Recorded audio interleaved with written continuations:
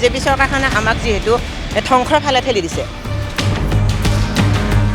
নালাগে তেওঁলোকে কলাইকৰ হৈ মাত দিব নালাগে। আজি যুগ যুগ ধৰি কংগ্ৰেছৰ চৰকাৰ আছিলে, সেই সময়ত কিন্তু আমাৰ এই সংখ্যালঘুৰ সকলক মানে ভোট বেংক হিচাপে ব্যৱহাৰ কৰিলে। ঘুষ খোৱা কথা প্ৰমাণ সহকাৰে এতিয়াই ওলাই দিব লাগিব। গ্ৰাম্য মহিলাৰীক আপুনি বদনাম নকৰিব। গ্ৰাম্য মহিলাৰীক বদনাম খবৰ ল'ব কয় তাত শুনা পাইছিলে সেই 2 লাখ টকাটো আপুনি খবৰ ল'ব কয় কেনে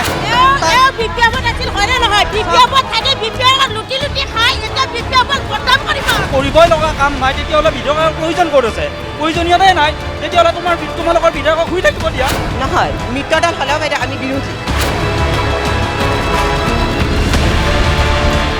ষ্টাৰ চিমেণ্ট প্ৰেজেন্স DY বিশেষলৈ মই মৃদুস্মিতা ভূঞাই আপোনালোক সকলোকে স্বাগতম জনাইছোঁ। ক্ৰমাৎ চমু চাপিছে বিধানসভা নিৰ্বাচনৰ দিন। কি শাসক কি বিৰোধী সকলোৰে এতিয়া ব্যস্ততা বাঢ়িছে। ব্যস্ততা ৰাইজৰ আপোনাৰ কাষ চপাৰ। কিন্তু প্ৰশ্ন হয় যে উন্নয়নৰ ক্ষেত্ৰত আপুনি পাইছে কি? বিৰোধীয়ে শাসক পক্ষক ঘেৰাৰ ক্ষেত্ৰত তেওঁলোক কিমান সফল হ'ব পাৰিছে? আৰু লগতে আমি এটা কথা দেখিছোঁ কি শাসক কি বিৰোধী সকলোৰে আসন ভাগ বতৰুৱাৰ ক্ষেত্ৰত যথেষ্ট এটা অসুবিধাৰ সৃষ্টি হৈছে। প্ৰাৰ্থিত্ব কেন্দ্ৰিক সংঘাত আছে। ইয়াৰ মাজতে আৰু এটা প্ৰশ্ন আছে যে সমষ্টি পুনৰ নিৰ্ধাৰণৰ ফলত অসমৰ আমাৰ ৰাজ্যখনৰ কোনকেইটা সমষ্টিয়ে সবাতোকৈ ভুগিবলগীয়া হৈছে, তেওঁলোকে ভোগ কৰিছে, ভুগিবলগীয়াত পৰিছে, কি কি সমস্যাৰ সৃষ্টি হৈছে, এই সকলোবোৰ কথা পাতিম। আমাৰ সৈতে শাসক বিৰোধী আছে, দল সংগঠন আছে, স্থানীয় লোক আছে। প্ৰথম মহিলাৰ পৰাই আৰম্ভ কৰিছোঁ। বাইদেউ ইয়াত বহুত শাসক আছে, বিৰোধী পক্ষ আছে, সকলো আছে। আপুনি কোনটো দলৰ পৰা আহিছে আৰু কি পাইছে আপুনি? বাইদেউ মই নমস্কাৰ, মই বিজেপিৰ পৰা আহিছোঁ। মোৰ নাম শ্ৰী সুৰভি দেৱী। কওকচোন কি কি পাইছে, কি কি নাই পোৱা, উন্নয়নৰ ক্ষেত্ৰত কি হৈছে? বাইদেউ ক'বলৈ গ'লে বিজেপি চৰকাৰ হোৱাৰ পৰা আমি বহুত মানে এতিয়া পঢ়া শুনা কৰি আমি এনেই থাকিব লগা হোৱা নাই। এতিয়া হয়তো মই পোৱা নাই, মোৰ ঘৰৰ মানুহে পঢ়া শুনা কৰি ল'ৰা ছোৱালীবিলাকে চাকৰি পাইছে। আগৰ দিনততো বাইদেউ পোৱা নাছিল। কংগ্ৰেছৰ দিনত কি পাইছিলে? সেই হিচাপে মই বিজেপিক ধন্যবাদ জনাব খোজোঁ। ধন্যবাদ জনাইছে। কংগ্ৰেছৰ দিনত কি পাইছিলে? প্ৰশ্নটো বাইদেৱে সুধিছে। কংগ্ৰেছ আছেই যিহেতুকে আমাৰ সৈতে। কংগ্ৰেছ ক'ত আছে? হয়, প্ৰশ্নটো বাইদেৱে সুধিছে, উত্তৰটো মই সুধিছোঁ। তো বাইদেৱে যিটো কথা কৈছে সেইটো কংগ্ৰেছ জনে কি পাইছে বুলি, এই কথাটো আচলতে হাঁহি উঠাৰ নিচিনা লাগিছে। আমাৰ ভাৰতবৰ্ষ যেতিয়া স্বাধীন কৰিছিলে সেই স্বাধীনতা ব্ৰিটিছে এৰি থৈ যোৱাৰ সময়ত কিন্তু যথেষ্ট এমপ্লয় সৃষ্টি কৰি থৈ যোৱা নাছিল। তাৰপিছত কিন্তু আজি বিজিপেটৰ পৰা ইনচাৰ্ট 1 ইনচাৰ্ট 2 উপগ্ৰহলৈকে কংগ্ৰেছে কিন্তু সৃষ্টি কৰিছে।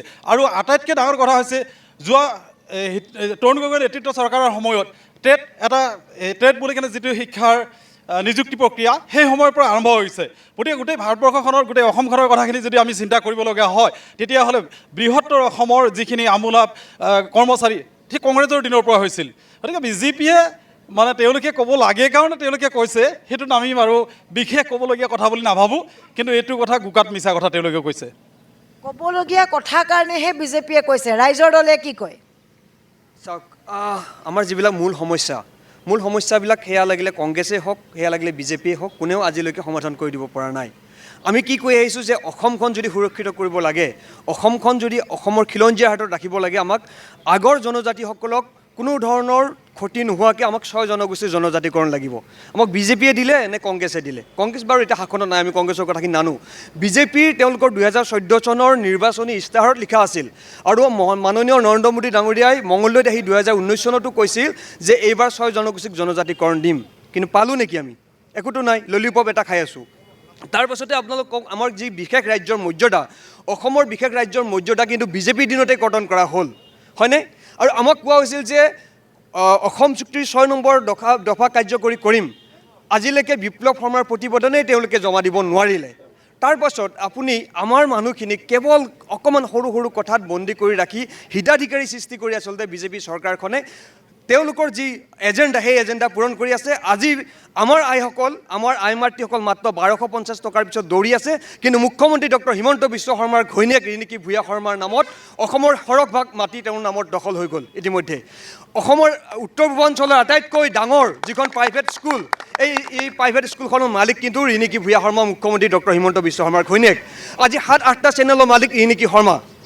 আমাৰ আইসকলে কেৱল মাত্ৰ তেওঁলোকক 1250 টকাৰ লোভ দেখুৱাই আমাৰ যি মৌলিক সমস্যা যি মূল সমস্যাখিনিক আমাক আচলতে ঢাকি ৰাখিব বিচৰা গৈছে গতিকে বিজেপিৰ দিনত আমি কোনো কাৰণতে সুখী নহয় আৰু আমি জানো যে আইসকলো সুখী নহয় আইসকলে এতিয়া চৰকাৰে পইচা দিছে লৈছে কিন্তু তেওঁলোকে নিজৰ ভৱিষ্যতৰ কথা চিন্তা কৰি উত্তৰ প্ৰজন্মৰ কথা চিন্তা কৰি কিন্তু এইবাৰ তেওঁলোকে বিজেপিৰ বিৰুদ্ধে স্থিতি ল'ব সেয়া আপোনালোকে ভোটৰ সময়ত দেখিবলৈ পাব মহিলা বহু সংখ্যক আছে কিন্তু মই আপোনাৰ পৰা সুধি গৈছোঁ কি ক'ব যথেষ্ট কৈছে যে আপোনালোকে অকল হিতাধিকাৰীৰ ক্ষেত্ৰতহে কাম কৰিছে হয় বাইদেউ তেওঁলোকে যিটো দেখিছোঁ বাৰু তেওঁ কোৱাটো তেওঁলোকৰ শুদ্ধ তেওঁলোকৰ মতামতটো মোৰ ফালৰ পৰা কওঁ মই আচলতে আগৰ দিনত মহিলাসকলে অকল কেৱল ঘৰতে বহি হাজবেণ্ডৰ ইনকাম খাই হাজবেণ্ডৰ কথা শুনি ঘৰৰ পৰিয়ালৰ কথা শুনি তেওঁলোকে তেনেকৈ আছিল কিন্তু এতিয়া আমি শিক্ষা দীক্ষা লৈ মানে আমি স্বাৱলম্বী হ'ব পাৰিছোঁ এতিয়া হিমন্ত স্বাৱলম্বী হ'ব পাৰিছে বহুত মহিলা আছে BPFৰ বহু সংখ্যক মহিলা আছে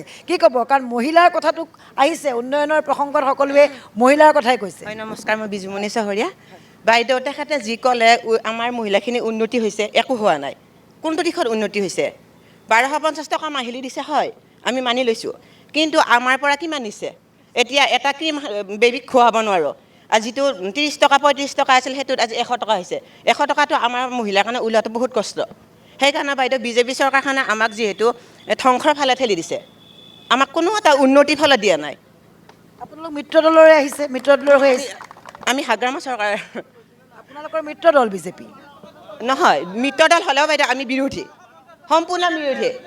সম্পূৰ্ণ বিৰোধী বাইদেউ আমি নিজে কষ্ট কৰি খাই আছোঁ 1250 টকা দিছে হয় কিন্তু আমি কষ্ট কৰি খাই আছোঁ খুব ডাঙৰ কথা এটা কৈছে বিজেপিয়ে কেইগৰাকীমান অকণমান আগবাঢ়ি আহক কাৰণ আপোনালোকৰ মিত্ৰ দলেই আমাৰ অনুষ্ঠান আৰম্ভ হৈছে মাত্ৰ মিত্ৰ দলেই আপোনালোকক বিৰোধিতা কৰিছে আগবাঢ়ি আহক খুব গুৰুত্বপূৰ্ণ কথা BPF আৰু বিজেপিৰ মাজত মিত্ৰতা ইয়াৰ মাজতে BPFে আপোনালোকক বিৰোধিতা কৰে আগবাঢ়ি আহক কোনে ক'ব আহক আপুনি ক'ব কওক অস্বস্তিত পৰা কথা চাব গণতান্ত্ৰিক দেশ এখনত বিৰোধী সন্তুষ্ট কৰিব পৰা কোনো এখন চৰকাৰৰ সৃষ্টি নহয় 2016 আগত কি আছিল বি মানে বিজেপি আছিল কিন্তু এতিয়া বি মানে বিকাশ হৈছে বিগত বছৰসমূহত জাতি মাটি ভেটিৰ সংকল্পলৈ দেশখনক উদ্ধাৰ কৰা একমাত্ৰ চৰকাৰখনেই হৈছে বিজেপি চৰকাৰ আজি তেওঁলোকে হিতাধিকাৰীৰ কথা কৈছে আপুনি মোক এটা প্ৰশ্নৰ উত্তৰ দিয়ক যদি মোৰ ঘৰৰ মাগৰাকী যদি মেট্ৰিকতো উত্তীৰ্ণ নহয় আপুনি তেখেতক APSC UPSC কিবা নিযুক্তি দিব নেকি তেখেতকতো আপুনি হিতাধিকাৰী সাজিব লাগিব চৰকাৰে প্ৰতিটো শ্ৰেণীক পেটে ভাতে খাই থাকিব পৰাকৈ কিবা নহয় কিবা এটা দিছে আজি নিযুক্তিকৰণ স্বচ্ছ কৰিছে নিকা কৰিছে সেয়া কি জাতি মাটি ভেটিৰ সংকল্প নহয় নেকি এফালে ঘৰখনৰ যিগৰাকী ল'ৰা উচ্চ শিক্ষিত তেখেতক নিযুক্তি পত্ৰ দিছে আনফালে মাগৰাকীকো অন্ততঃ হিতাধিকাৰী শ্ৰেণীত থৈ হ'লেও পেটে ভাতে খাই থাকিব পৰা পথটো প্ৰশস্ত কৰিছে আৰু আপুনি চাব 2016 আগৰ টকশ্ব'বিলাকত চাব হয়তো আপোনাৰ টকশ্ব' এনেকুৱা ধৰণৰ টকশ্ব'ত এই আই মাতৃসকল ওলাই অহা নাছিল আজি আই মাতৃসকল ওলাই আহি আমাৰো সমানে ফেৰ মাৰি দুআষাৰ কথা কোৱাৰ সুযোগ দিছে আৰু এটা কথা ক'ব বিচাৰিছোঁ অসমখনৰ প্ৰেক্ষাপটত নকওঁ কলাইগাঁৱৰ প্ৰেক্ষাপটত কৈছোঁ টংলা বিধানসভা সমষ্টিৰ প্ৰেক্ষাপটত কৈছোঁ যোৱাকালি মই এটা ষ্টেটিষ্টিক চাইছোঁ টংলা বিধানসভা সমষ্টিৰ অন্তৰ্গত একমাত্ৰ মহাবিদ্যালয়খন আছিল টংলা মহাবিদ্যালয় প্ৰতি বছৰে টংলা মহাবিদ্যালয়ত 30% ছাত্ৰ ছাত্ৰীয়ে কিন্তু এডমিশ্যন নহয় তেওঁলোক নিজৰ ফৰ্মখন লৈ ঘূৰি আহে আজি কলাইগাঁৱত এখন মডেল ডিগ্ৰী কলেজ হৈছে কলাইগাঁও অঞ্চলৰ পৰা প্ৰতিটো বছৰে 345 গৰাকীকৈ গড়ে ছাত্ৰ ছাত্ৰী উত্তীৰ্ণ হয় তেওঁলোক বাহিৰত যায় অধ্যয়ন কৰে আজি অন্ততঃ সেই 345 গৰাকী ছাত্ৰ ছাত্ৰী নিজৰ ঠাইত বহি নিজৰ ঘৰৰ পৰা ওলাই গৈ পঢ়িব পাৰিব সেই পথটো কোনে প্ৰশস্ত কৰিছে বিজেপি ঠিক দিশটোৰ কথা আহিছে আমি হয় বাইদেউ আপুনি শুনক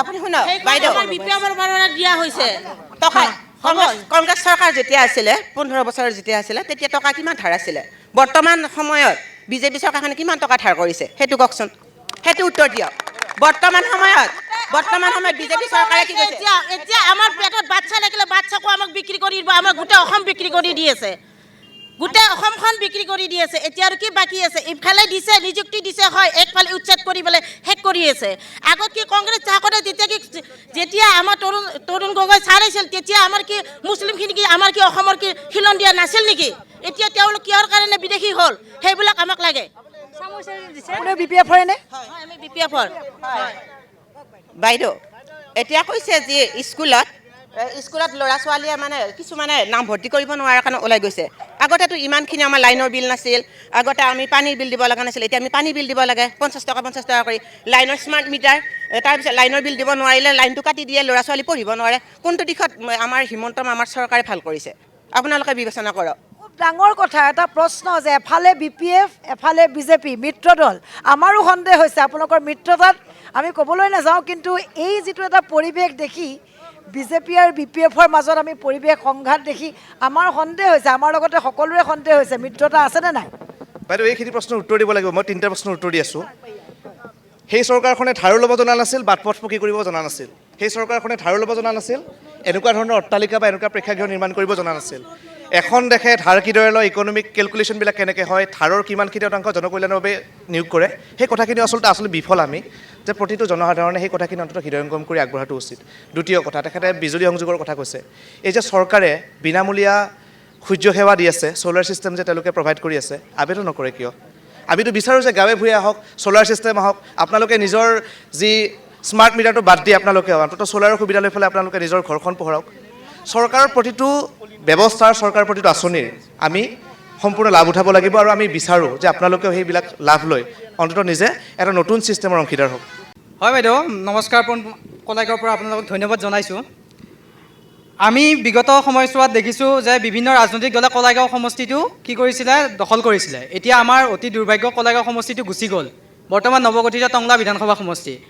পোনপটীয়া প্ৰশ্ন মোৰ বিজেপি দললৈ, আপোনালোকৰ চৰকাৰৰ দিনতে আমাৰ কলাইগাঁওবাসীয়ে কিয় কলাইগাঁও সমষ্টিটো ধৰি ৰাখিব নোৱাৰিলে? তাৰপিছত মই তেওঁলোকলৈ আৰু এটা প্ৰশ্ন কৰিছোঁ, এতিয়া তেওঁলোকৰ চৰকাৰ যাওঁ যাওঁ অৱস্থা, আমাৰ যিখিনি গৰিয়ামৰীয়া দেখি জনগোষ্ঠী আছিলে তেওঁলোকক জৰীপ কৰিম বুলি কৈছিলে, আজিলৈকে কিন্তু এইটো ফোপোলা স্বৰূপ হৈয়ে ৰ'ল। কিয় তেওঁলোকে কৰি নিদিলে? তেওঁলোকে খিলঞ্জীয়াৰ ওপৰত সৌসিদিনা SRৰ নামত কি কৰিছে, খিলঞ্জীয়া লোকক, আপোনালোকৰ যদি প্ৰমাণ তথ্য লাগে মোৰ হাতত আছে, খিলঞ্জীয়া লোকক কি কৰিছে, তেওঁলোকক নটিচ পঠাইছে। মই ইয়াৰ ওপৰতো মই কি কৰিছিলোঁ, এটা নিউজ কৰিছিলোঁ, নিউজত কৈছোঁ, গোটেইখিনি তথ্য সহকাৰে কৈছোঁ, কিয় খিলঞ্জীয়াৰ ওপৰত বাৰে বাৰে অত্যাচাৰ জাপি দিয়া হয়। উত্তৰ সুধো, কোনে ক'ব? তেখেতক একেবাৰে ধন্যবাদ জ্ঞাপন কৰিব লাগিব। সমষ্টিটো কি কাৰণত গৈছিল একেবাৰে উত্তৰ তেওঁ নিজৰ প্ৰশ্নতে দিছে। সেই সময়ত বিধায়ক কোন আছিল? বৰ্তমান কলাইগাঁও বিধানসভা সমষ্টিৰ বিধায়ক কোন? দুৰ্গাদাস বড়ো। নিৰ্বাচন আয়োগৰ ওচৰত কলাইগাঁৱৰ এই বিজেপি দলৰ কেইবাগৰাকীও নেতা গৈছিল। তেতিয়া আমি বেলেগ বেলেগ মঞ্চত আছিলোঁ, মই গৈছিলোঁ, মোৰ ওচৰত থিয় থকা ব্যক্তিসকল গৈছিল, আপুনি গৈছিলে নাই মই নাজানো। আমি নিৰ্বাচন আয়োগক কৈছিলোঁ যে আপোনালোকে অন্ততঃ কলাইগাঁৱৰ নামটো জীয়াই ৰাখক। সেই সময়ত আমি এবাৰো কিয় বিধায়কগৰাকীৰ আমি সমৰ্থন নাপালোঁ? বিধায়কগৰাকীয়ে এবাৰ কিয় নক'লে যে আপোনালোকে কলাইগাঁৱৰ নামটো জীয়াই ৰাখক? নালাগে, তেওঁলোকে কলাইগাঁৱৰ হৈ মাত দিব নালাগে। তেখেত যিগৰাকী বিধানসভা সমষ্টিৰ বিধায়ক, তেখেত যিগৰাকী আপোনালোকৰ চৰকাৰে কাটিছে, বিধায়কগৰাকীয়ে মাত দিছিলে, কিন্তু আপোনালোকৰ চৰকাৰে কৰ্তন কৰি দিছে। শুদ্ধ কথা। কাৰণ কিয় মুখ্যমন্ত্ৰীৰ হাতত সকলো পাৱাৰ থাকে, অসমখনৰ A to Z পাৱাৰ থাকে, কিয় তেওঁলোকে আমাৰ কলাইগাঁও সমষ্টিটো কাটিবলগীয়া হ'ল? কেন্দুকলাই নামত যিখন কলাইগাঁও হৈছে, ঐতিহ্য কেন্দুকলাই নামটো কৰ্তন কৰি কিয় টংলা লৈ গুচি গ'ল? এই কথাখিনি যদি আপুনি আজিৰ পৰা 5 বছৰ আগত ক'লেহেঁতেন আমি ভাল পালোঁ হয়। সেই সময়ত আমি আপোনালোকৰ সমৰ্থন বিচাৰিছিলোঁ, গাঁৱে গাঁৱে গৈ আমি সজাগতা সভা পাতিছিলোঁ, এখন ডাঙৰ গণমেল হৈছিল, ইয়াতে গণসভা হৈছিল। আপুনি সেইখিনি কথা ক'ব লাগিছিল, তাত ক'ব লাগিছিল আপোনালোকে। টংলা বিধানসভা সমষ্টি হ'ল, যিগৰাকী বিধায়ক কলাইগাঁৱৰ আছিল, কলাইগাঁও বিধানসভা সমষ্টিৰ বিধায়ক, তেওঁ এটা মাত দিছিল নে সেই সময়ত? এটা মাত দিছিল নেকি তেওঁ? আপুনি এতিয়াও RTI কৰক, আপুনি RTI কৰক, কোনে কোনে আবেদন কৰিছিল আপুনি RTI কৰক, আমাৰ নাম ওলাব। আমি আবেদন কৰিছিলোঁ, আমি যুদ্ধ কৰিছিলোঁ, আমি সংগ্ৰাম কৰিছিলোঁ, আমি আবেদন কৰিছিলোঁ। এইটো আমাক দুখ নিদিব একেবাৰে। আমি আবেদন কৰিছিলোঁ আমি। নেতৃত্বতে হৈ আছে। বাইদেউ, ইমান যদি বিজেপি চৰকাৰে ভাল কাম কৰিছে, আমাৰ প্ৰাণৰ শিল্পী জুবিন গাৰ্গৰ আজি কিয় ন্যায় নাপালে? কিয় ন্যায় নাপালে? আজি দিনটোলৈকে ন্যায় কিয় তেওঁ নাপালে? জুবিন গাৰ্গেতো ন্যায় পাব লাগিছিল। জুবিন গাৰ্গে ন্যায় নোপোৱাৰ কাৰণত আমাৰ নিচিনা সাধাৰণ মানুহ আৰু ন্যায় পাম নে? আজি চাওক বাইদেউ, আমি ধাৰত ন্যায় পাম নেকি? আমি কেতিয়াওতো ন্যায় নাপাওঁ। আমাক জুবিন গাৰ্গৰ ন্যায় লগা আছিল, আজি দিনটোলৈকে দিয়া নাই। বিজেপি চৰকাৰ যদি ইমানে ভাল, কিয় দিয়া নাই? আপুনি চাব, এগৰাকী অপৰাধীক চৰকাৰে এক ছেকেণ্ড শুনক আপোনালোকে। এগৰাকী অপৰাধী বুলি দোষী ব্যক্তিক চৰকাৰখনে এনকাউণ্টাৰ কৰাটোকে আপোনালোকে ন্যায় বুলি ভাবে। আমি সেইটোৰ বিৰোধী। চৰকাৰখনে নিজৰ দায়িত্ব পালন কৰি চাৰ্জশ্বিট দিছে, গোটেই বিষয়টো ন্যায়ালয়ত আছে, আৰু ন্যায়ালয়ত উৰ্ধত কোনো নহয়, আমিও নহয়, আপোনালোকো নহয়, চৰকাৰো নহয়। যিহেতু সমষ্টি পুনৰ নিৰ্ধাৰণৰ কথাখিনি ওলাইছে, কলাইগাঁও সমষ্টি বিলুপ্ত হৈ টংলা সমষ্টি হ'ল। সেই সময়ত কিন্তু মই এই কথাটোক লৈ আমাৰ সন্মানীয় বিধায়ক দুৰ্গাদাস বড়ো ডাঙৰকো দুখ দিম, আৰু সেই সময়ৰ যিগৰাকী EM আছিল দিগন্ত বৰুৱা বিজেপি দলৰ, আমাৰ লোকসভাৰ সাংসদ দিলীপ শইকীয়া ডাঙৰীয়াও আছিল, চৰকাৰ বিজেপিৰ আছিল। কিন্তু এই যিটো কলাইগাঁও সমষ্টি আছিল, আমাৰ খিলঞ্জীয়াৰ আধিপত্য থকা এটা সমষ্টি আছিল আগতে।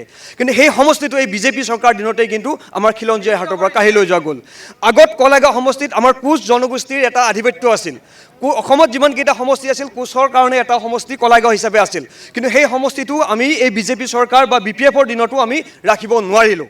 আমি নোৱাৰিলোঁ কলাগাঁওবাসী হাতৰ পৰা এটা সমষ্টি গুচি গ'ল আমি পাতিম যিহেতুকে আছু আছে নেমচু আছে আমি পাতি আহিছোঁ এটা খুব আৰু গুৰুত্বপূৰ্ণ সেই আহি সময়ত আছোঁ বাইদেউ, এঘণ্টা সময় আছে আমি আহি আছোঁ খুব ডাঙৰ কথা যে এইবাৰ ইয়াত কোনে নিৰ্বাচন খেলিব বিজেপিয়ে খেলিব নে বি পি এফে খেলিব মিত্ৰদলৰ মাজত শত্ৰুতা আমি দেখিছোঁ কংগ্ৰেছ আছে ৰাইজৰ দল আছে আমি আছুৰ কাষলৈ আহিছোঁ নেমচু আছে কি দেখিছে শৈক্ষিক ক্ষেত্ৰখনৰ কথা বিজেপিয়ে যথেষ্ট উন্নয়ন হৈছে বুলি কৈছে হয় নিশ্চয়কৈ আপোনাক পোনপ্ৰথমে কলাগাঁৱলৈ আদৰণি জনাইছোঁ আমি পোনপ্ৰথমে ক'ব বিচাৰিছোঁ আমাৰ যিটো আছুৰ ক্ষোভ আছুৰ লগতে যি কালেগাঁওবাসীৰ ক্ষোভ আমাৰ যিটো কেন্দু কলাই নামেৰে যি কলাইগাঁও এই কলাইগাঁও নামৰ যি সমষ্টিটো কৰ্তন কৰি টংলালৈ ৰূপান্তৰিত কৰিলে তাত আমি সম্পূৰ্ণ বিৰোধিতা কৰিছোঁ ইয়াত আমি একমাত্ৰ জগৰীয়া বুলি ক'ব খোজোঁ বৰ্তমানৰ যিজন টংলা সমষ্টিৰ বিধায়ক দুৰ্গাদাস বৰদেৱ তেখেতে কিন্তু আজিৰ তাৰিখত তেখেতে যদি মূল খুঁটিৰ পৰা আঁতৰ নহ'লহেঁতেন হয়তো আজি কলাইগাঁৱৰ কেন্দু কলাই নামেৰে যি কলাইগাঁও সমষ্টিটোৰ কলাইগাঁৱতে থাকিলেহেঁতেন কিন্তু কলাইগাঁৱৰ যি সমষ্টিটোৰ ৰক্ষাৰ ক্ষেত্ৰত তেখেতৰ কিন্তু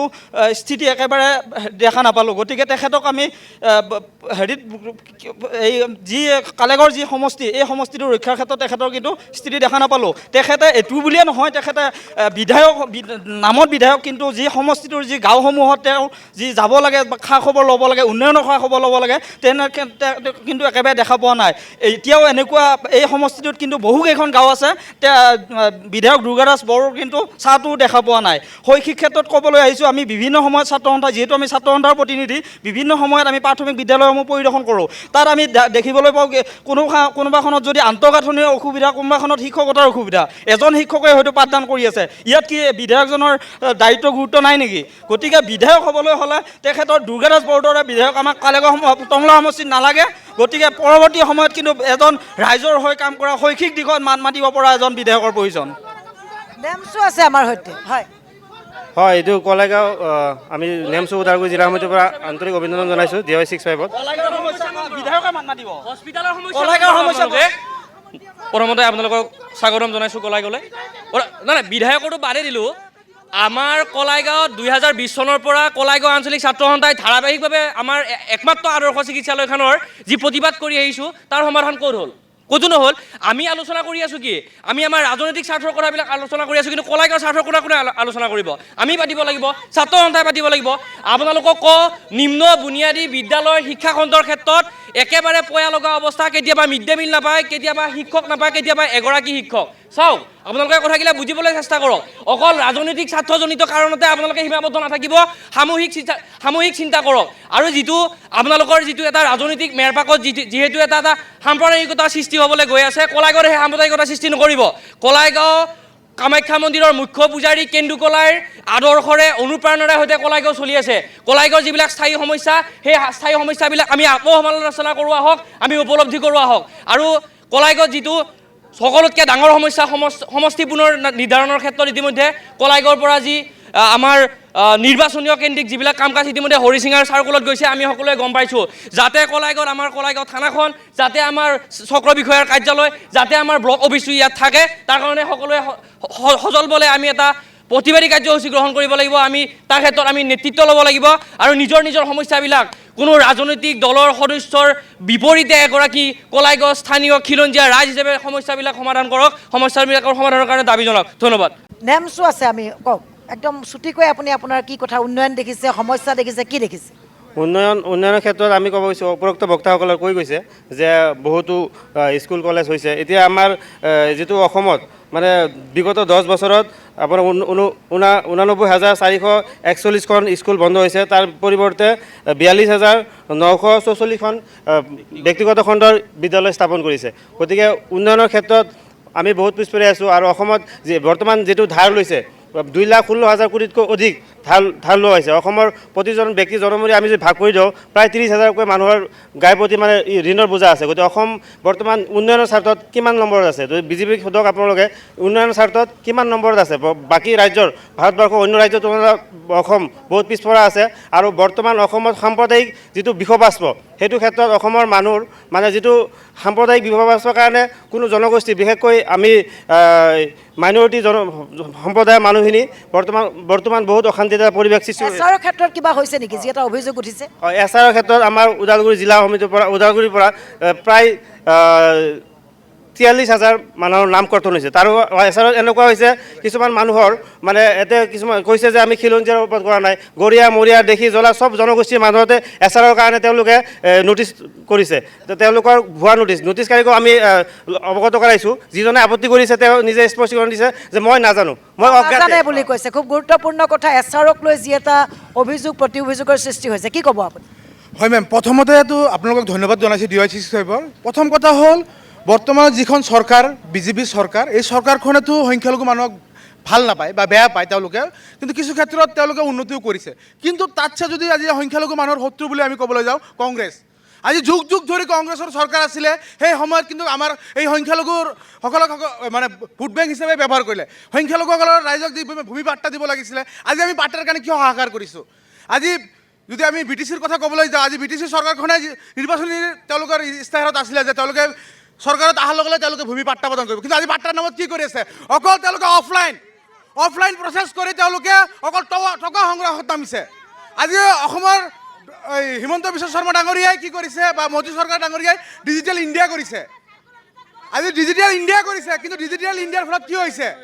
ডিজিটেল ইণ্ডিয়াৰ ফলত কিন্তু আজি যি কংগ্ৰেছৰ দিনত যি মানে আপোনালোকৰ মানে চাকৰি বাকৰিৰ ক্ষেত্ৰত যি মানে ঘোচ লোৱা আছিলে, এই ঘোচ কিন্তু বন্ধ হৈ গৈছে ডিজিটেল ইণ্ডিয়াৰ দিনত। কিন্তু কি হৈছে? BTCত যেতিয়াই হাগ্ৰামা মহিলা ডাঙৰীয়াই চৰকাৰত মানে অধিষ্ঠিত হ'ল, তেখেতে কি কৰিলে? অফলাইন প্ৰচেছ আৰম্ভ কৰিলে। আৰু অফলাইন প্ৰচেছৰ যোগেদি কি কৰিলে?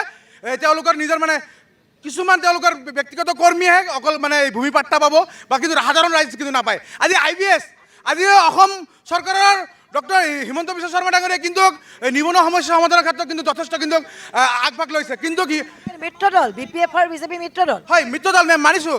আজি যোৱা BTC ইলেকশ্যনত আমি ABMCয়ে যথেষ্টখিনি অৰিহণা আগবঢ়াইছিলোঁ।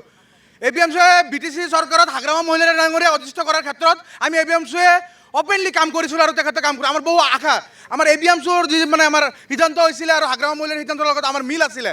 আমাৰ যি ধৰ্মীয় সংখ্যালঘু যি পিছপৰা জনগোষ্ঠী, এই জনগোষ্ঠীৰ যি সমস্যা আছিলে, এই সমস্যাৰ লগত হাগ্ৰামা মহিলাৰ সমস্যাৰ মিল চাবৰ কাৰণে কিন্তু আমি অপেন ছাপোৰ্ট কৰিছিলোঁ। ভূমি পট্টাৰ ক্ষেত্ৰত আপোনালোকৰ কথা পাতিম। ভূমি পট্টাৰ ক্ষেত্ৰত খুব গুৰুত্বপূৰ্ণ অভিযোগ BPFৰ বিৰুদ্ধে যে নাম বাছি বাছি দিয়া হৈছে।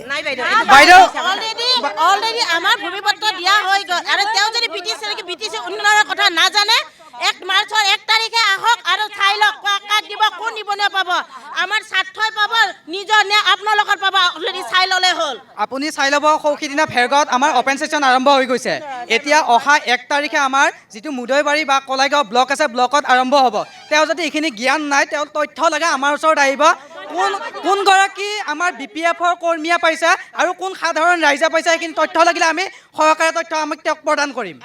আৰু যেতিয়াৰ পৰা আমাৰ যিখিনি 5টা গ্যাৰাণ্টি হৈছে, তেতিয়াৰ পৰা ইয়াতে আমাৰ এটা কথা মই কওঁ, এখেতে যে ক'লে ঘোষ খোৱা কথা প্ৰমাণ সহকাৰে এতিয়াই ওলাই দিব লাগিব, এতিয়াই ওলাই দিব লাগিব। যদিও ওলাই দিব নোৱাৰে, হাগ্ৰামা মহিলাৰীক আপুনি বদনাম নকৰিব।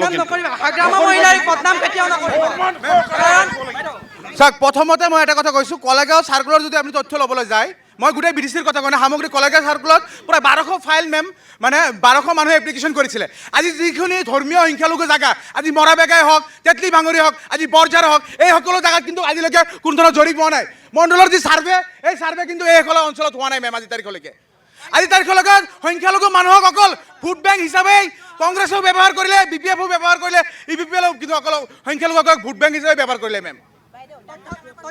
চাওক আপোনাক চাওক, 1200 প্ৰায় 1200তকৈ অধিক মানুহৰ মানে এপ্লিকেশ্যন হৈছিলে, তাৰে 900 কলাগাঁও চাৰ্কুলৰ পৰা পাছ হৈছে মেম। কিন্তু তাতে কিন্তু যিখিনি সংখ্যালঘু এলেকাত কিন্তু মেম আজিলৈকে জৰীপে হোৱা নাই মেম। আজি বৰঝাৰত মেম জৰীপ হোৱা নাই, আজি তেতলি ভাঙৰিত জৰীপ হোৱা নাই, আজি মৰাবেগাত জৰীপ হোৱা নাই। আজি আছে ইয়াতে BPFৰ ৱাৰ্কাৰ আছে, তেওঁলোকে সোধক কথাটো কিমান দূৰ সত্য। আজি বৰঝাৰৰ ৱাৰ্কাৰো আছে ইয়াতে, ইয়াৰো ৱাৰ্কাৰ আছে। এওঁ যিকেইটা গেৰাণ্টি মানে BPF চৰকাৰৰ গেৰাণ্টিৰ কথা কৈছে, 5টা গেৰাণ্টি, আপুনি খবৰ ল'ব যে আপোনালোকৰ মৰাবেগাত শুনক ABMC ডাঙৰীয়া, আপুনি শুনক, মৰাবেগাত যিজন প্ৰথম অপেন ছেশ্যন চেৰেমনি হৈছিলে, সংখ্যালঘু এজন ছাত্ৰক দিয়া হৈছিলে, এজন শিক্ষিত যুৱকক দিয়া হৈছিলে। আপুনি খবৰ ল'বগৈ তাত, কোনে পাইছিলে সেই 2 লাখ টকাটো, আপুনি খবৰ ল'বগৈ কেনে কোনে পাইছিলে সেই 2 লাখ টকাটো গৈ।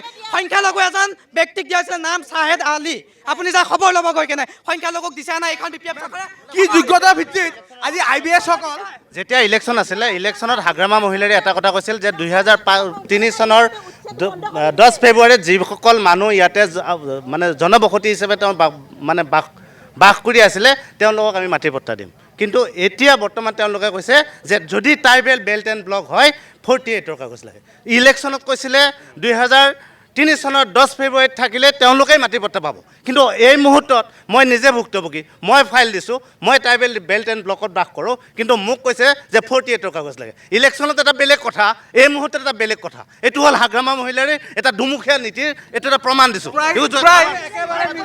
এতিয়া চাওক বিপিএফত আছিল হয়নে নহয় বিপিএফত থাকি বিপিএফত লুটি লুটি খাই এতিয়া বিপিএফত বদনাম কৰিব এতিয়া বিপিএফত বদনাম কৰিব বিপিএফত থাকি বিপিএফত লুটি লুটি খাই এতিয়া বিপিএফত বদনাম কৰিব আহে কেনেকৈ কথা ক'ব আহিছে প্ৰমাণ লাগে প্ৰমাণ হ'ব এজনকে কওক হাগ্ৰামা মহিলাই খাইছে গোটেই লুটি-পুটি খাইছে খাই লৈ এতিয়া আমাৰ বদনাম কৰিছে কিমান বদনাম কৰিছে 2005ৰ পৰা লোৱা হৈ আছে এওঁলোকে ক'লে হ'ব নেকি 2005 আজি প্ৰায় BTC চৰকাৰখনত হাগ্ৰামা মহিলা ডাঙৰীয়া চৰকাৰত বহাবৰ কাৰণে প্ৰায় সংখ্যালঘু 83% ভোট সংখ্যালঘু মানুহে দিছিলে কিন্তু আজি CSB গঠন হ'ল বড়োলেণ্ড টেৰিটৰিয়েল কাউন্সিলত যিটো BTCত যিটো মানে আজি চৰকাৰী চাকৰিৰ ক্ষেত্ৰত বা বিভিন্ন চৰকাৰী সা সুবিধাৰ ক্ষেত্ৰত যিটো মানে CSB গঠন হ'ল CSB এজনো সংখ্যালঘু মানুহক নিযুক্তি নিদিলে কিহৰ কাৰণে আজি লেণ্ড এডভাইজাৰী বৰ্ড হ'ল লেণ্ড এডভাইজাৰী বৰ্ডত কিয় আজি সংখ্যালঘু মানুহৰ মানে যিমান পাৰ্চেণ্টেজ অনুযায়ী নিযুক্তি দিব লাগিছিল কিয় নিদিলে আজি তেওঁলোকে প্ৰশ্ন উত্থাপন সুধিম আপোনাৰ প্ৰতি অভিযোগ আপুনি BPFত আছিলে ওলাই গৈ বদনাম কৰিছে বুলি কৈছে বাইদেউ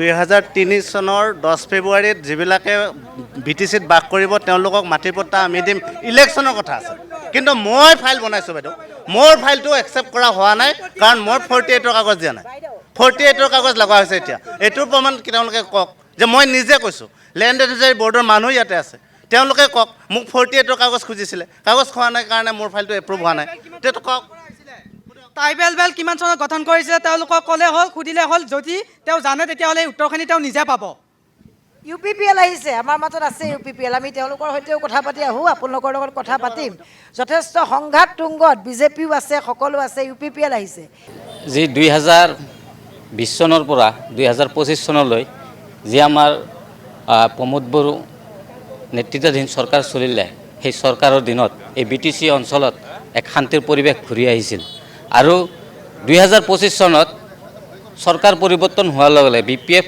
শাসনত অহাৰ লগে লগে ইয়াত অপ্ৰীতিকৰ ঘটনা ঘটিবলৈ আৰম্ভ হৈছে ইয়াৰ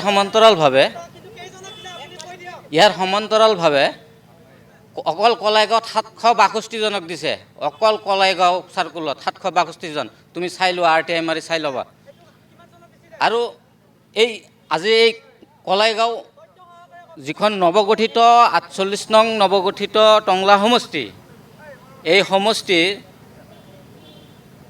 এই সমষ্টিখন টংলালৈ পৰিৱৰ্তন হোৱাৰ মূলতে কাৰণ হ'ল BJP চৰকাৰ আৰু MLA দুৰ্গা দাস বড়ো কাৰণ এই ঐতিহ্যমণ্ডিত কেন্দ্ৰ কলাইৰ নামেৰে নামাকৰণ কলাগাঁও সমষ্টিখনক আমাৰ MP দিলীপ শইকীয়া ডাঙৰীয়া থকা অৱস্থাত EM দিগন্ত বৰুৱা থকা অৱস্থাত মাননীয় মুখ্যমন্ত্ৰীয়ে যে খিলঞ্জীয়া বুলি কৈ নিজৰ চৰকাৰ আধিপত্য ৰাখিছে তেওঁলোকে এই কলাইগাঁও সমষ্টিখন এই কলাইগাঁৱৰ যি ঐতিহ্য এই ঐতিহ্য ধৰি ৰাখিব সক্ষম নহ'ল তেতিয়া সেই সময়ত কাৰ চৰকাৰ আছিলে BJPৰ লগত এলায়েন্স কোন আছিলে আপুনি উত্তৰটো দিয়কচোন এলায়েন্সত যিকোনো দলৰ থাকে এতিয়া BPF আৰু BJP চৰকাৰ চলাই আছে যেতিয়া টংলা সমষ্টিটো কাটিছিলে সেই সময়ত কোন আছিলে কলাইগাঁও সমষ্টি যেতিয়া কাটিছিলে এলায়েন্সত কোন আছিলে বিধায়কজন কোন আছিলে দুৰ্গা দাস বড়ো আছিলে নে নাই বিধায়কে একো কৰিব নোৱাৰে ইয়াত চৰকাৰে সকলোখিনি চৰকাৰে কৰিব পাৰে সেই সময়ত UPPL আৰু BJP মিত্ৰজোঁটত আছিলে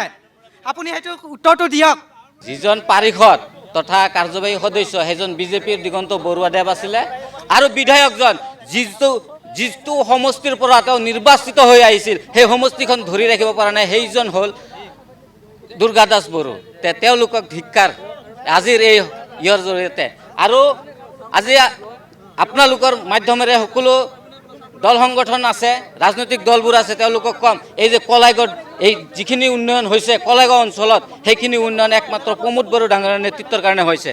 আজি নিশ্চয়কৈ এখেতে যি বক্তব্য ৰাখি আছে, যি ফটা ঢোলকোবৰ দৰে বক্তব্য ৰাখিছে, তেওঁৰ লগত মই ক'ব বিচাৰিছোঁ, যি চাৰ্কুল অফিচ, যি থানা ইয়াৰ পৰা, যি ব্লক ইয়াৰ পৰা যাব বিচাৰিছে, ইয়াত ৰক্ষা কৰিবলৈ এখেতে ক'ব বিচাৰিছে যে বিধায়কজনে কি কৰিব পাৰে। বিধায়কে যদি একো কৰিব নোৱাৰে, বিধায়কৰ প্ৰয়োজন ক'ত? তেখেতে যদি একো ইয়াত কৰিবই লগা কাম নাই, তেতিয়াহ'লে বিধায়কৰ প্ৰয়োজন ক'ত আছে? প্ৰয়োজনীয়তাই নাই। তেতিয়াহ'লে তোমালোকৰ বিধায়কক শুই থাকিব দিয়া। বিধায়কজনে উত্থাপন কৰিছে, সেইখিনি কাম কাৰ্যকৰী কৰিব চৰকাৰে। যদি বিধায়কৰ কথা চৰকাৰে নুশুনে, সেই বিধায়কজনে কি কৰিব পাৰিব? যিখিনি এপিল কৰিব লাগে সেইখিনি অলৰেডি কৰি থৈছে তেওঁ। কলাইগাঁও সমষ্টি যোৱাৰ আগত তেওঁ অলৰেডি এপিল কৰিছে, কিন্তু চৰকাৰৰ যি ষড়যন্ত্ৰ আছিলে, ষড়যন্ত্ৰ কৰি কলাইগাঁও সমষ্টি অলৰেডি কাটি টংলা কৰি দিলে। এখন মডেল কলেজৰ যি সভাপতিৰ দায়িত্বত থকা যি তোমালোকৰ বিধায়ক, সেই বিধায়ক থকাৰ অৱস্থাত মম লগাই চিকিৎসা কৰিব লগাৰ পৰিস্থিতি কিয় হ'ল? তেতিয়া মই মাজলৈ যাওঁ, আপোনালোকক কাষত থিয় হ'বলৈ দিব নোৱাৰি। কওক, এতিয়া কওক কি কয়। তেতিয়া MP কোন আছিলে আৰু বিদ্যুতৰ মন্ত্ৰীজন কোন আছিলে?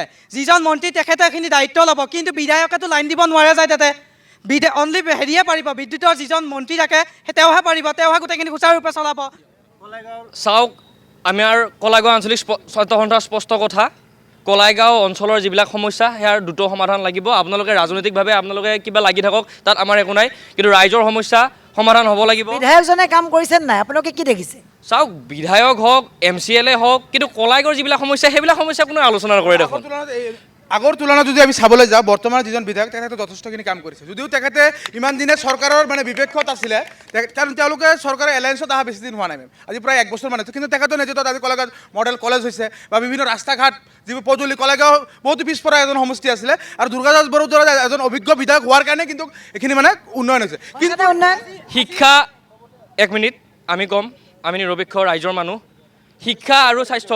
শিক্ষা আৰু স্বাস্থ্যৰ কলাইগাঁও অঞ্চলত যি ডাঙৰ এটা সমস্যাৰ সৃষ্টি হৈছে, সেয়া আপোনালোকৰ দুটা ৰাজনৈতিক দলে মিলি সমাধান কৰক, ৰাইজক মুক্তি দিয়ক। তেওঁতো কৈছে দুৰ্গাদাস বৰুৱাই কাম কৰিছে ABMC-য়ে। সেইকাৰণে আমাৰ কলাইগাঁও মডেল হস্পিটেলত মম জ্বলোৱাৰ ব্যৱস্থা হয়। সেইকাৰণে আমাৰ কলাইগাঁও মডেল হস্পিটেলত এম্বুলেঞ্চ বিচাৰি ফোন কৰিলে আমি ৰৌতাৰ পৰা এম্বুলেঞ্চ পঠাব বিচাৰে। গতিকে স্বাধীনতাৰ পিছৰ পৰা যদি আমি ৰাইজৰ কথা পাতিম, ৰাইজৰ সমস্যাৰ কথা পাতিম। কলাইগাঁও বজাৰৰ চৰকাৰী ভূমি বেদখল মুক্ত হ'ল। ABMC আছোঁ, তেওঁ কৈছে হৈছে উন্নয়ন, আপুনি কৈছে উন্নয়ন হোৱা নাই। খুব ডাঙৰ কথা, দুইটা সংগঠন। চাওক, কোনো ৰাজনৈতিক দলৰ গুণানুকীৰ্তন, কোনো ৰাজনৈতিক দলক ককৰ্থনা কৰিবৰ কাৰণে আমি ইয়াত উপস্থিত হোৱা নাই। আমি উপস্থিত হৈছোঁ কলাইগাঁৱৰ। ৰাজনৈতিক দলৰ কথা কোৱা নাই, উন্নয়ন হৈছে বুলি কৈছে তেওঁ। তাকে কৈ আছোঁ, উন্নয়ন যদি হ'লে হয় তেতিয়াহ'লে আমি কলাইগাঁও মডেল হস্পিটেলত মম জ্বলাই চিকিৎসা কৰিবলগীয়া ব্যৱস্থা আমাৰ নহ'ল হয়। উন্নয়ন যদি হ'ল, স্বাধীনতাৰ পিছৰ পৰাই কলাইগাঁৱৰ সমষ্টিৰ এটা স্বাধীনতাৰ কথাটো এতিয়া আমাৰ নতুন প্ৰজন্মই বৰ্তমানৰ কলাইগাঁৱৰ সমস্যা আমি এখন এম্বুলেঞ্চ, এজন ৰোগী নিবলৈ এখন এম্বুলেঞ্চ বিচাৰিলে আমাৰ ৰৌতাৰ পৰা মাজবাটৰ পৰা পঠাব লগাৰ কাৰণ কি? যদি আপোনালোকৰ হিচাপত উন্নয়ন হৈছে, এখন মডেল হস্পিটেলত মমৰ পোহৰত চিকিৎসা কিয় কৰিব লগা হয় ৰোগীক, যদি আপোনাৰ মতে ইয়াত উন্নয়ন হৈছে? আধুনিক ব্যৱস্থা আমি কাকো চাৰ্টিফাই কৰিব অহা নাই মেম। আমি এজ এ ABMC হিচাপে, আমি ৰাইজ হিচাপে যিখিনি দেখা পাইছোঁ, আজি চাওক মেম, কলাইগাঁও সমষ্টিৰ এটা দীৰ্ঘদিনীয়া সমস্যাটো হ'ল কি হয়, যদি চৰকাৰ যদি BJP থাকে, বিধায়কজন থাকে কংগ্ৰেছৰ। এটা এক্সাম্পল দিছোঁ মেম, যদি চৰকাৰ যদি কংগ্ৰেছত থাকে, বিধায়কজন থাকে BJP, তাৰ কাৰণে আমাৰ সমষ্টিবাসীয়ে কিন্তু উন্নয়ন কৰিব পৰা নাই। তেনেকুৱা প্ৰেক্ষাপটত যদি আমি চাবলৈ যাওঁ, দুৰ্গাদাস বড়ো ডাঙৰীয়া যদিও বিৰোধী বিধায়ক আছিলে, কিন্তু তেখেতে যথেষ্টখিনি ফাণ্ড, তেখেতৰ অভিজ্ঞ এজন বিধায়ক হোৱাৰ কাৰণে যথেষ্টখিনি ফাণ্ড কিন্তু আনিবলৈ সক্ষম হৈছে ইয়াতে। আজি কলাইগাঁৱৰ কিন্তু দীৰ্ঘদিনীয়া সমস্যা আছিলে কলেজৰ যিটো কলাইগাঁও মডেল কলেজৰ, ইয়াতে দিগন্ত বড়ো আৰু ডাঙৰীয়াৰ যথেষ্টখিনি অৰিহণা আছে, কিন্তু দুৰ্গাদাস বড়ো ডাঙৰীয়াৰ অৰিহণা আছে। ABMC-য়ে কয় যে উন্নয়ন হৈছে, আছুৱে কাষত থাকি কয় যে উন্নয়ন হোৱা নাই। আমি পুনৰ আহিম, BJPও আছে বহু সময়ৰ পৰা, হয় কওক দাদা। বাইদেউ চাওক, আজি DY এই প্ৰগ্ৰেমলৈ মই সকলোকে স্বাগতম জনাইছোঁ। আচলতে এখন মডেল কলেজক লৈ কলাইগাঁও উন্নয়ন কোনো কাৰণত হ'ব নোৱাৰে। এখন শিক্ষানুষ্ঠানত তাত এজন মুখ্যমন্ত্ৰীয়ে দিয়া আঁচনি, ইয়াত বিধায়কজনে লাগি পেলাই অনুষ্ঠানখন কৰিছে, ইয়াত কোনো লোকঢাকৰ কথা নাই। কিন্তু অকল যে এখন মডেল কলেজ বনালে কলাইগাঁৱৰ উন্নতি হ'ব, এইটো কথা মই মানি নলওঁ। এজন বিধায়কৰ বহুত কৰিবলগীয়া কাম আছে। আজি আমাৰ ছাত্ৰ বন্ধু দুইজনে কৈ গৈছে, আমাৰ ইতিহাস প্ৰসিদ্ধ কেন্দু কলাই, তাত এচপৰা মাটি নপৰিল 5 বছৰৰ ভিতৰত। আজি তাৰ সমান্তৰালভাৱে যিখন মূৰাদৰ দেৱালয়, য'ত মানুহক নৰ বলি দিয়া এখন তাত তৰোৱাল আজিও বিদ্যমান হৈ আছে, তাত মামৰে ধৰি পৰি আছে, সেইবিলাক সংৰক্ষণ কৰাৰ কি দায়িত্ব নাছিল নেকি বিধায়কগৰাকীৰ? আজি দুখনকৈ ইয়াত কলাইগাঁৱত সাপ্তাহিক বজাৰ আছে, সেই বজাৰ দুখন কিন্তু আজি বেদখলীৰ কবলত। আজি মানুহ এজাক বৰষুণ দিলে মানুহে বজাৰ কৰিব নোৱাৰা অৱস্থা বৰ্তমানো হৈ আছে। ইয়াত সৰ্বসাধাৰণ ৰাইজে গোটেই বিষয়খিনি জানে। দুটামান ৰাস্তা পথ পকীকৰণৰ যি ব্যৱস্থা মুখ্যমন্ত্ৰীৰ আঁচনিৰ জৰিয়তে হৈছে সেইখিনি বিধায়কে কৰিছে, কিন্তু আৰু ৰাস্তা বহুত কৰিবলগীয়া আছে। বিফলতাৰ দায়িত্ব আপোনালোকেও ল'ব লাগিব। আছে নিশ্চয়, মই সেই কথাখিনিকে ক'ব গৈছোঁ। আজি ইয়াত সমগ্ৰ ওদালগুৰি জিলাখনত ক্ৰীড়াৰ ক্ষেত্ৰত বহু প্ৰতিভাৱান ছাত্ৰ ছাত্ৰী আছে আৰু বিভিন্ন স্থানত খেলিবলৈ গৈছে, কিন্তু ইয়াত এখন ষ্টেডিয়াম আছে, মানে আছে গৰু নাবাই হাল থকাতকৈ নথকাই ভাল। এখন মৃতপ্ৰায় ষ্টেডিয়াম এখন আছে, তাত এচপৰা মাটি নপৰিল 5 বছৰে এগৰাকী বিধায়কৰ।